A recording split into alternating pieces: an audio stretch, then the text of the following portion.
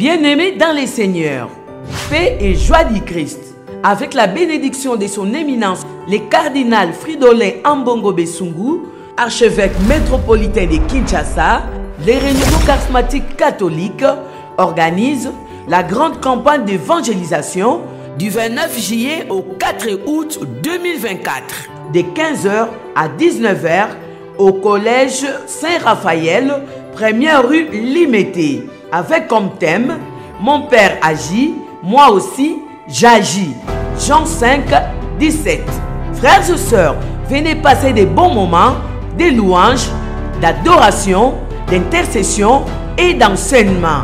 Car l'heure est venue où les pères et les fils doivent agir dans votre vie, dans votre famille et dans tout ce que vous entreprenez.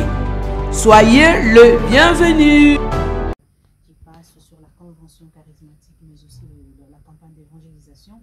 Et c'est la raison pour laquelle nous recevons le berger diocésain provincial, M.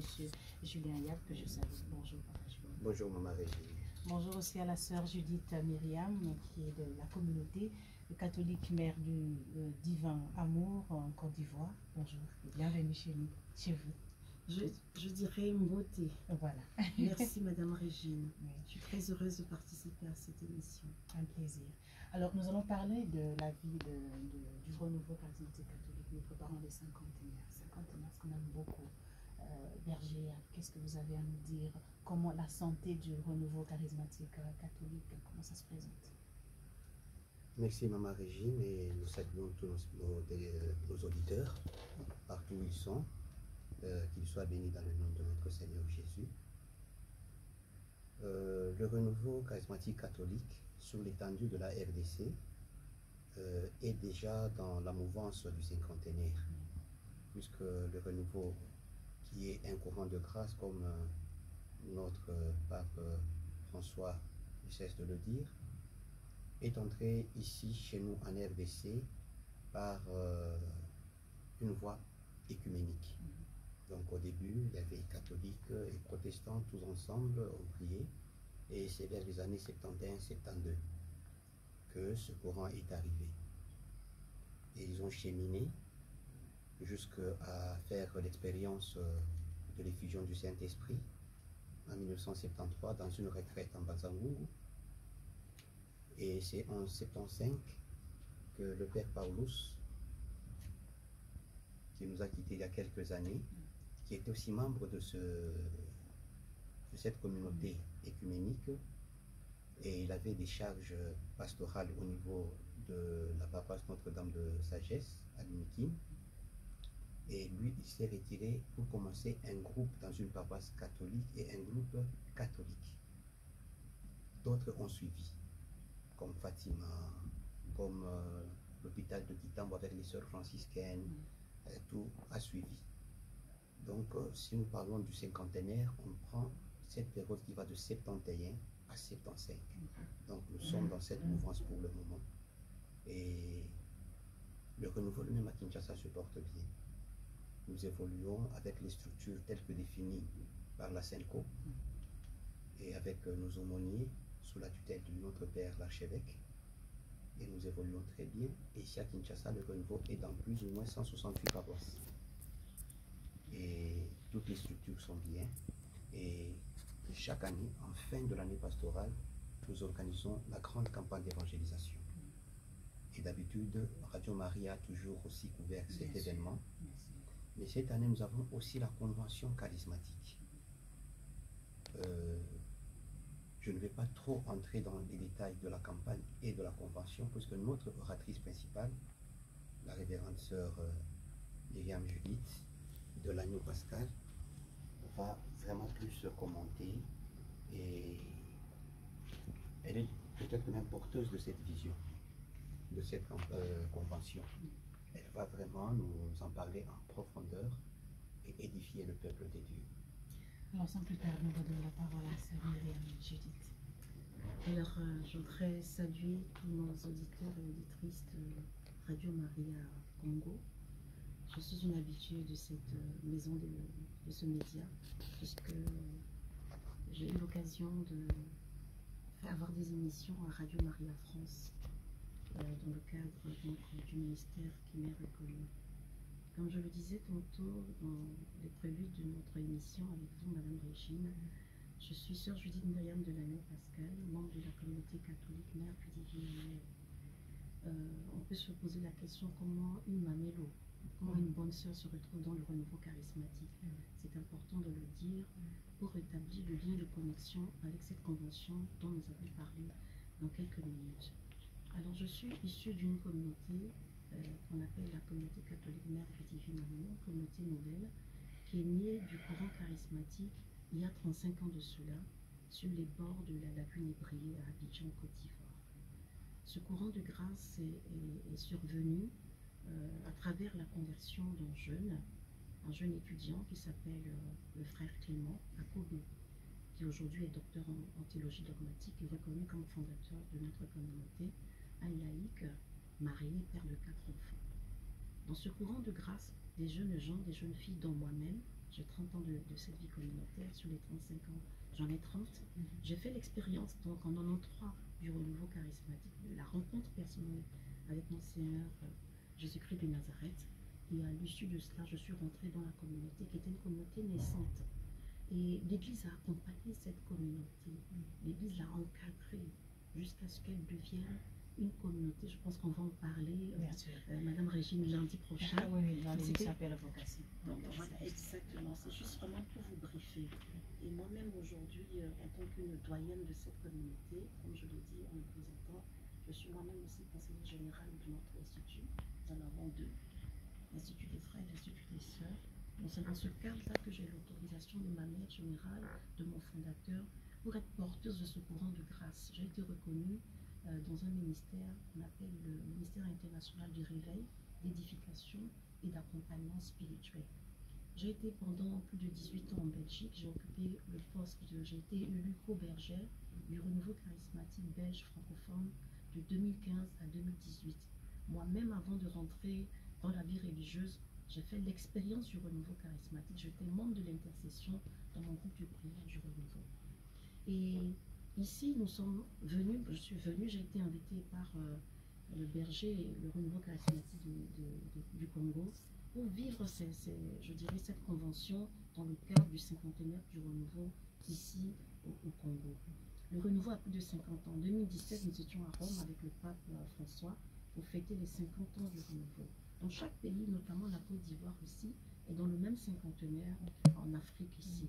Alors là, je viens ici pour la convention. Une convention, qu'est-ce que c'est? Une convention, c'est un rassemblement de leaders qui se mettent ensemble pour faire un bilan prophétique, un bilan spirituel, un bilan à tous égards de ce qu'ils ont traversé. Et ici, le RCC du Congo va faire sa première convention. C'est un temps de bilan. Vous voyez, ils ont invité des orateurs qui viennent de l'étranger parce qu'ils ont discerné que ces personnes-là pouvaient leur apporter un plus.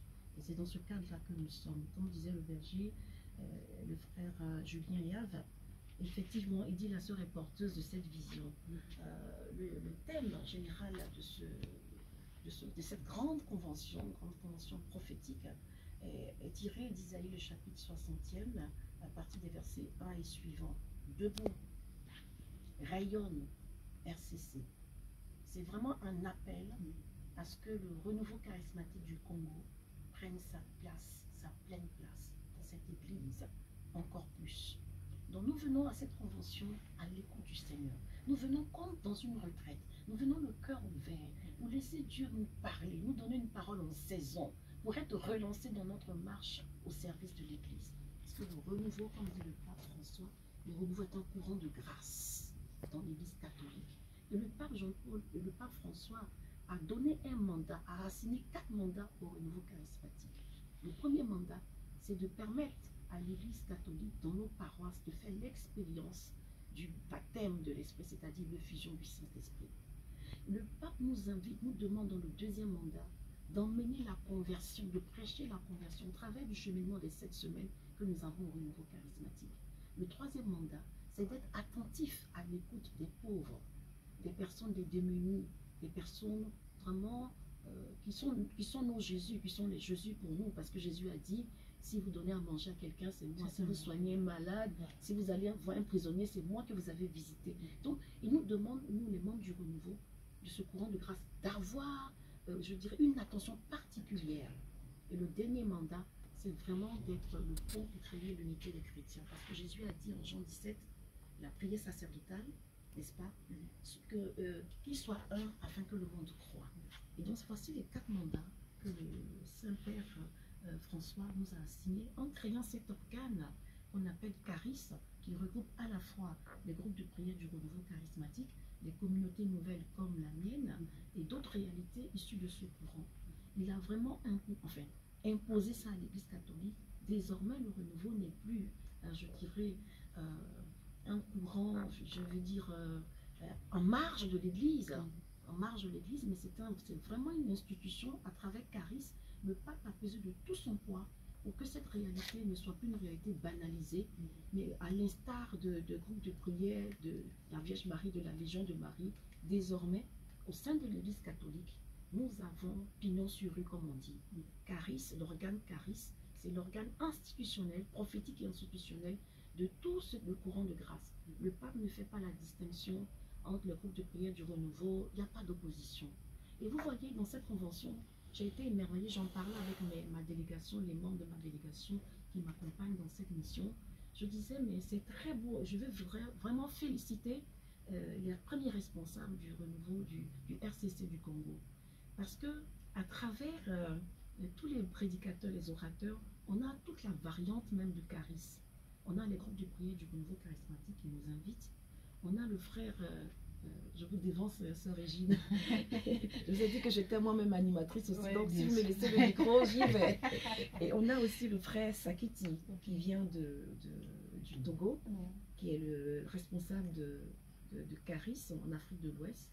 Il y a moi, en tant que membre d'une communauté nouvelle, issue du renouveau charismatique. Et voilà, il y a des laïcs mariés. Donc, c'est tous les états de vie qui composent le courant de grâce.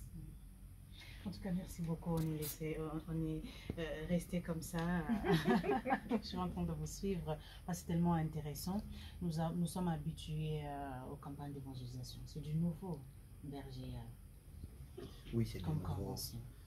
Les conventions ailleurs, ça se fait. Et nous, on est à la première édition. On va définir une certaine périodicité pour qu'on commence à avancer deuxième et après. Et ce sont des moments forts. Vous avez entendu la révérende sœur Myriam Judith qui a dit au début, c'est une rencontre des leaders. Donc ce n'est pas une chose populiste. C'est-à-dire que cela conforme à la véritable crème. Celle qui peut vraiment baliser tout le courant de grâce à travers notre pays. Et nous avons senti, en fait, cette convention, nous l'avons prévue en 2022. Et le Saint-Esprit ne nous a pas convaincus de la tenir. On l'a ramenée en 2023. Et ça en fait, on sentait que il y avait quelque chose le Saint-Esprit n'avait pas encore déclenché la flamme. C'est pratiquement cette année qu'on a senti ce besoin. Nous avons regardé notre communauté, comment on évolue, les défis que le monde nous offre. Et nous avons dit que cette fois, nous avons une réponse. Et le Saint-Esprit a parlé et nous sommes partis. Les invités, on va parler des invités. Là, je laisserai à la sœur. La sœur Myriam, on revient à vous. Voilà. On voudrait bien vous écouter encore. Très très bien. Voilà, comme je disais tantôt, les invités sont variés et vont représenter tous les courants de la mouvance de ce courant de grâce. Il y a le premier prédicateur, c'est le père de la maison. Et quand je parle du père de la maison, c'est notre bien-aimé papa, le cardinal Fridolin. C'est lui le premier, c'est sous son autorité, son parrainage, sa bénédiction, que cette première convention est tenue. Donc c'est lui le premier qui va nous donner, qui va nous envoyer en mission, dès demain déjà, qui va ouvrir cette grande convention.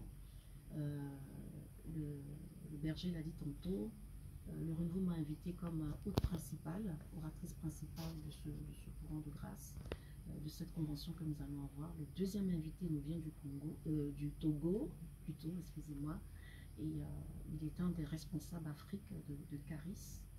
Et voilà, on sera le père Santé dit, un fils du pays, qui viendra recteur donc, de l'Université catholique, qui viendra vraiment... Là où d'ailleurs va se dérouler exactement. la convention. Exactement, la convention sur le droit. Je reviendrai sur ce que le berger vient de dire. Donc, le Père Santé dit, donc, voici les orateurs de ce grand courant, de cette grande convention que nous allons avoir. Excusez-moi, Madame Régine, je veux rebondir sur ce que le berger disait tantôt. Oui. Il a fait la différence entre la convention et la campagne dont on parlera certainement. Il dit que la convention a pour destinataire les leaders. Et qu'est-ce que vous appelez leader? Bravo. Je voudrais qu'on définisse le leadership chrétien. Et nous avons la réponse dans une des grandes phrases du pape, Saint-Pape Jean-Paul II, qui est même venu déjà au Congo. Je pense que tous les papes viennent au Congo. Oui, c'est une grâce. Mais je vais vous dire pourquoi ils viennent au Congo tantôt. Et donc le pape disait, le leader, c'est un baptisé. Un baptisé est un leader, parce que le baptisé est à la fois prêtre, prophète et roi. L'onction royale, l'onction sacerdotale et l'onction prophétique. L'onction sacerdotale ici, ce n'est pas le sacerdoce ministériel, c'est le sacerdoce commun. Quand vous lisez l'Omen Gentium du Vatican II, du Concile Vatican II, vous voyez dans l'Omen Gentium, donc de Lumière des Hommes, au numéro 12, que les pères conciliaires ont mis l'accent sur le sacerdoce commun. Désormais, l'Église n'est plus considérée comme une Église pyramidale, avec à la tête les clercs, donc les autorités ecclésiastiques, et en dessous le bas peuple. Non, depuis le Concile Vatican II, l'Église n'est plus pyramidale, elle est une Église famille. Chacun a sa fonction dans cette Église. C'est comme ça qu'on définit le sacerdoce commun, qui est fondé sur notre baptême, l'unique baptême. Tous nous avons été baptisés au nom du Père et du Fils et du Saint-Esprit. C'est ce qui nous définit aujourd'hui. Donc, l'Église, depuis Vatican II, est définie comme une Église peuple de Dieu, famille de Dieu, puisqu'on par le baptême, nous rentrons dans la famille de Dieu. Donc, le leader ici, c'est celui qui prend ses responsabilités en tant que baptisé. Il accepte de prendre l'onction sacerdotale en tant que personne qui se tient dans l'intercession comme Jésus, l'unique médiateur, venu nous sauver. C'est un roi parce que Dieu l'établit comme celui qui va exercer dans l'onction royale du gouvernement, la bonne gouvernance qui nous vient de Dieu. Et le troisième point, c'est l'onction prophétique, le messager de Dieu qui se tient de la part de Dieu pour parler à son Église et au monde. Donc voici ce leadership chrétien que nous voulons promouvoir. Vous allez voir même que les thèmes dont nous allons parler, je dirais, s'inscrivent dans cette dynamique du leadership chrétien.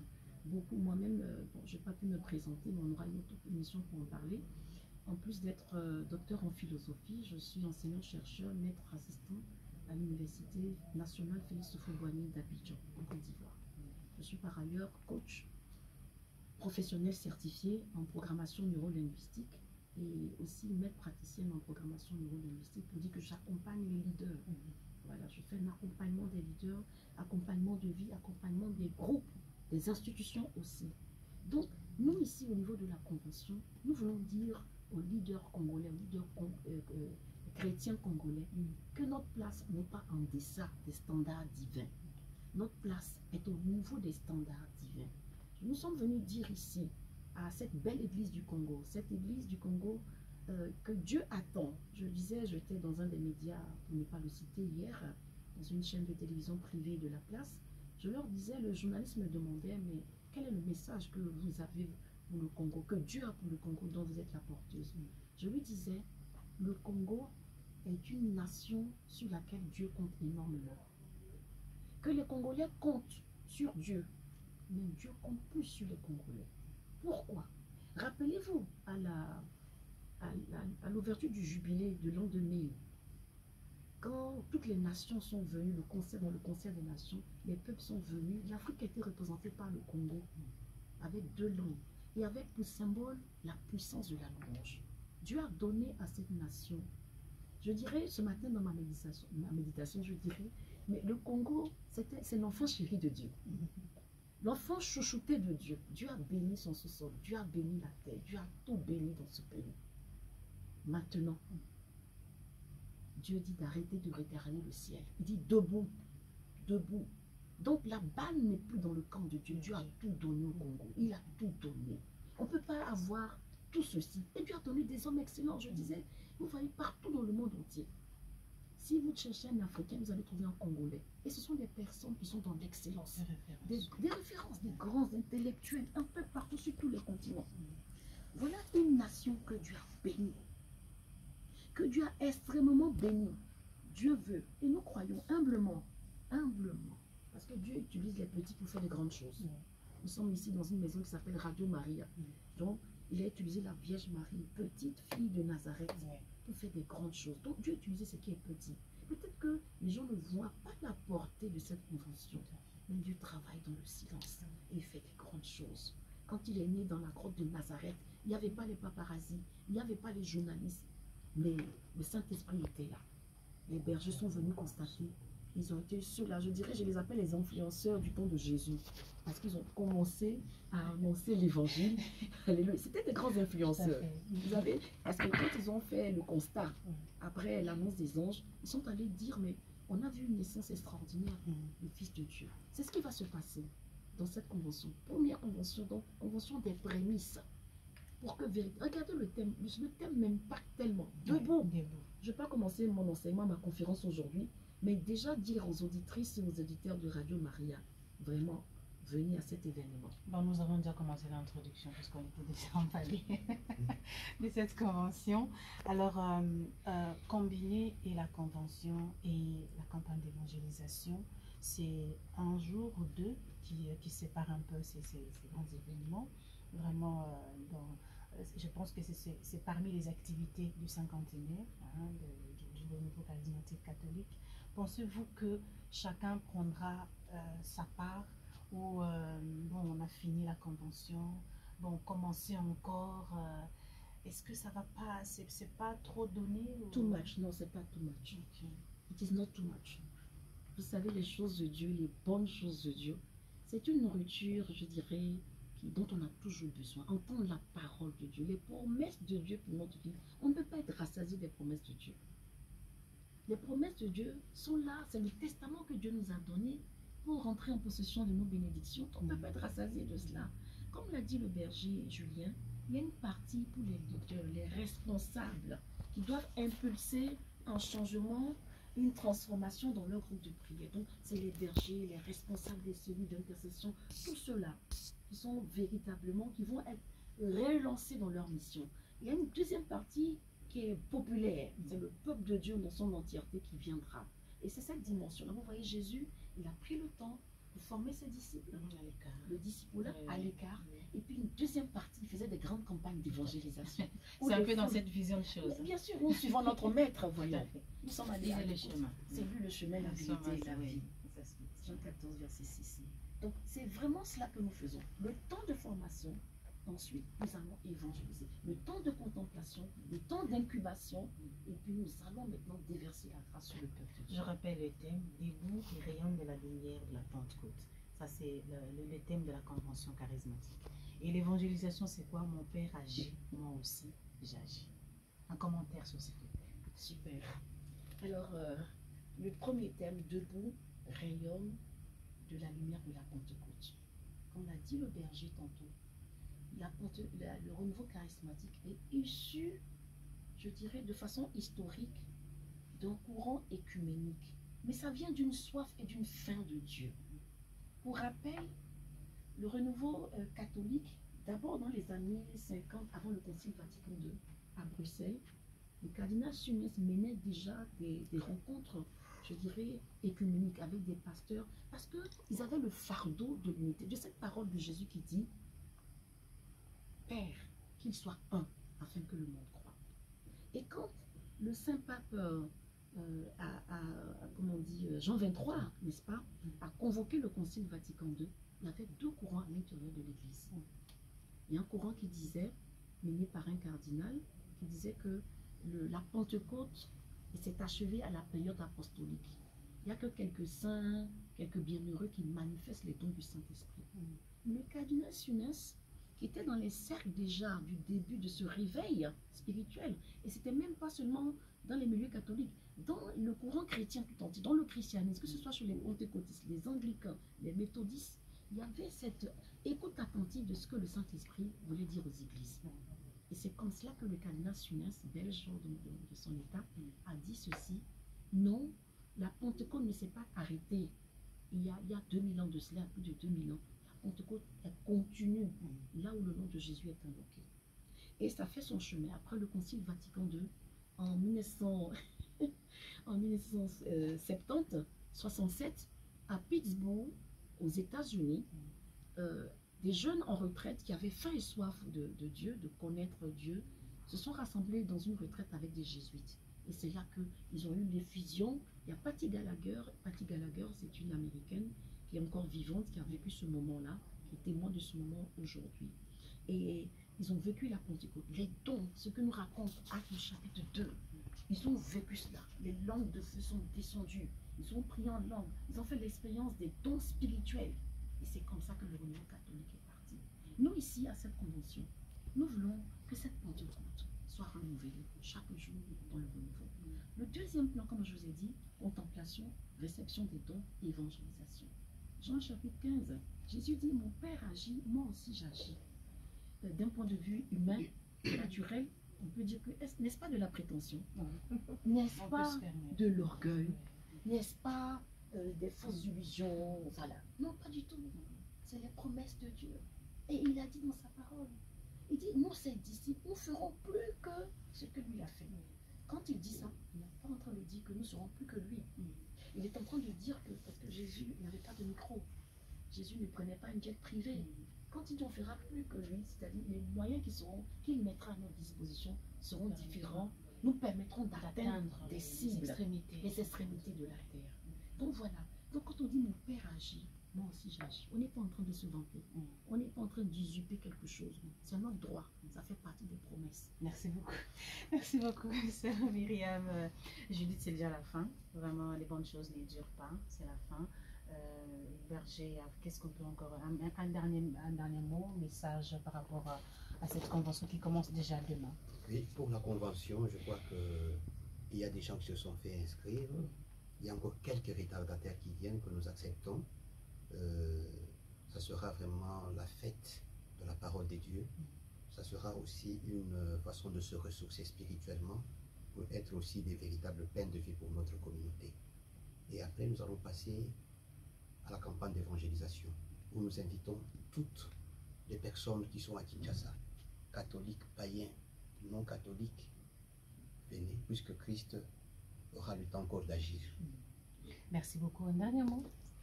Je voudrais simplement compris en 1 minute pour les auditrices et auditeurs de Radio Nouvelle. Au nom du Père, du Fils et du Saint-Esprit. Amen. Excellent Père de grâce, je te prie de lever, d'étendre ton bras sur tout le personnel de Radio Maria du Congo. Étends ton bras, les journées dans leurs circonstances. Guéris ceux qui sont malades. Emmène la réconciliation dans les familles. Relève ceux qui sont au chômage, qui ont besoin d'une réponse.